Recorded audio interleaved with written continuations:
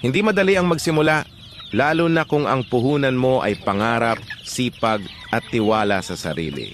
Sa bawat umaga na ikaw ay gumigising ng maaga, hindi lang manok ang inaalagaan mo, pinapalaki mo rin ang pangarap mong maitaguyod ang sarili mong farm. Sa bawat sisiw na hinahawakan mo, may responsibilidad kang binubuo, may laban kang pinaghahandaan. Maraming hindi makakaintindi sa ginagawa mo. Maraming magsasabi na mahirap, na walang kasiguraduhan, pero ikaw patuloy ka pa rin. Dahil alam mo, ang tagumpay sa sabong ay hindi nakukuha sa swerte. Ito'y pinaghihirapan, pinagpapaguran at pinagtitiyagaan. May mga araw na matatalo ka.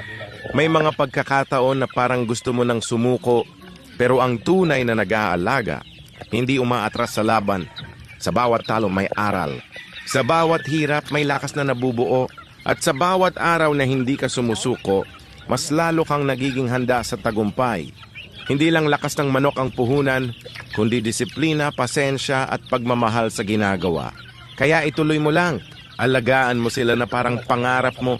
Dahil balang araw, ang simpleng farm na sinimulan mo, magiging bunga ng lahat ng sakripisyo mo. At kapag dumating ang araw ng panalo, alam mong hindi ito basta swerte. Ito ay resulta ng bawat pawis, pagod at paniniwala mo sa sarili mo. Ito ang laban mo.